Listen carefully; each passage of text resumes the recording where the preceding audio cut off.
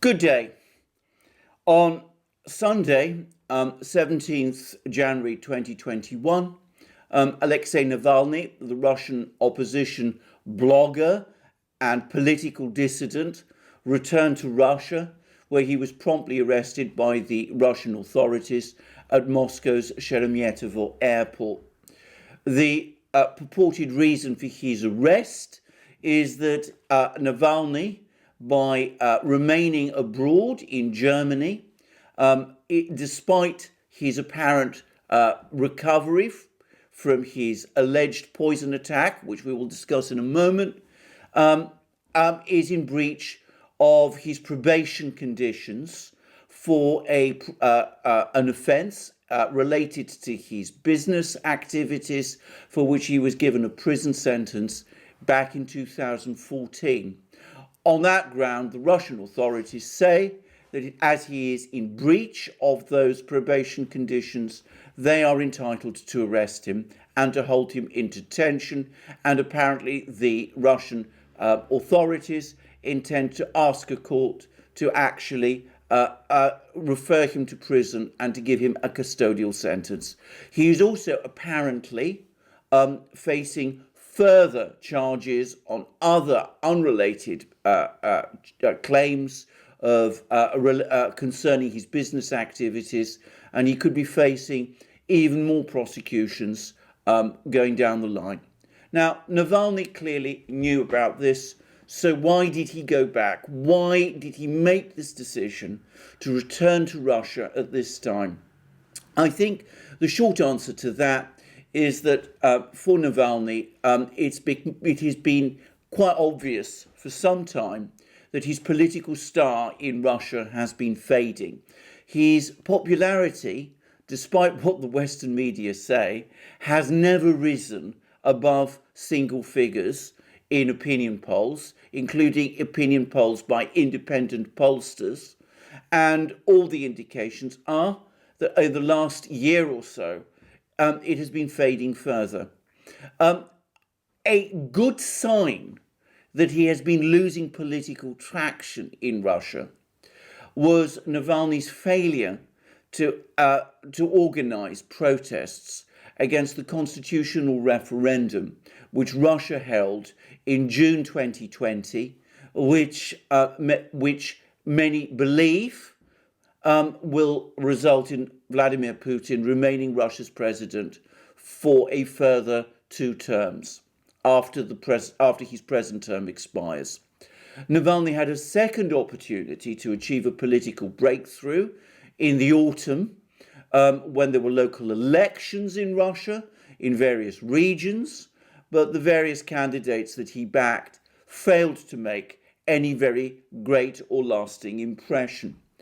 So I think Navalny is becoming increasingly concerned that if he remains abroad in the West and fails to return to Russia, interest in him remains in Russia, continues in Russia, will fade away, and with that fading of interest in him in Russia, interest in him in the West will fade away also.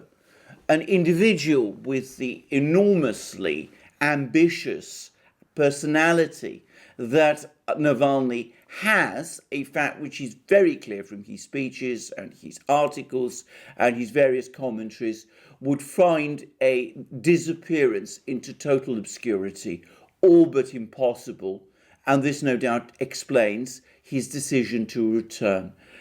In addition, I have to say that I think that Navalny probably calculates that these threats from the Russian authorities to send him to prison for breach of his probation conditions may be a bluff. Navalny has received previous prison sentences, and the Russian authorities have been unwilling to enforce them because they have not wanted to complicate their relations with the West by doing so. And at the same time, I think they've calculated that by leaving Navalny free, there is less prospect of him gaining support in Russia as some sort of political martyr. If that is his calculation, if he does think that the Russian authorities are bluffing, I think that he may actually be wrong.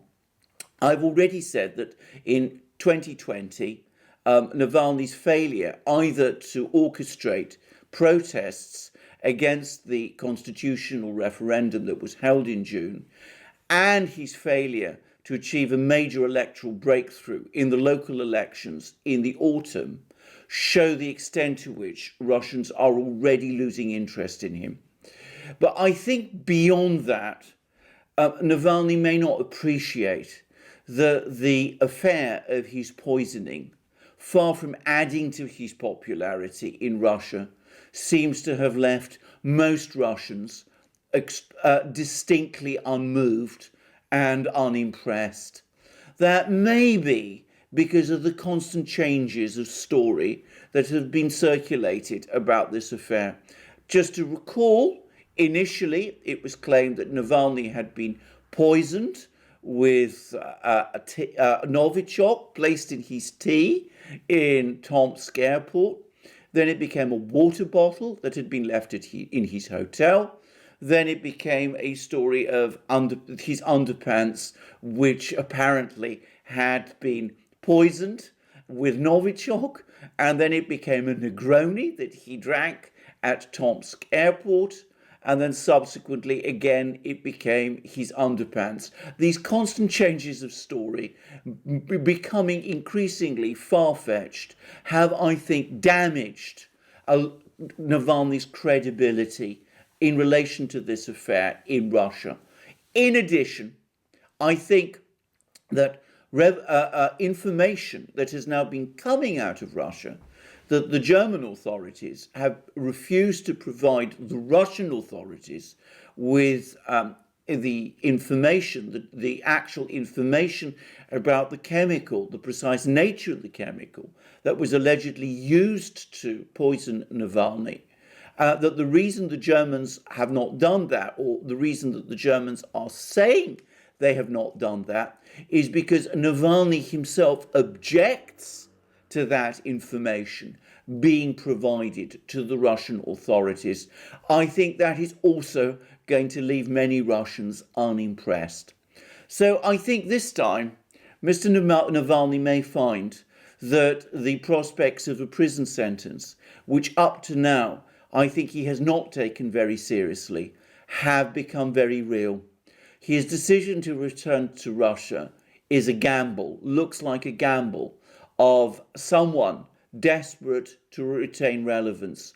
It may be a gamble that will fail. We shall see. Thank you for coming to this program. Thank you for watching this channel. And also please remember to check out our other channels, the Duran channel, where I appear with my colleague Alex Christoforou, Alex Christoforou's own channel. You find links under this video. Please also check out our shop, where you could find amazing magic mugs like this one with the Duran's double-headed eagle, or this one with the flag of the United States. Please also see our t-shirts, our sweatshirts, like the one I'm wearing now, our hoodies, our hats. Please also find us on our various other platforms, BitChute, Library, Odyssey, Rumble, and the rest. And last but not least, please support us by coming to see us through PayPal, Patreon, and Subscribestar.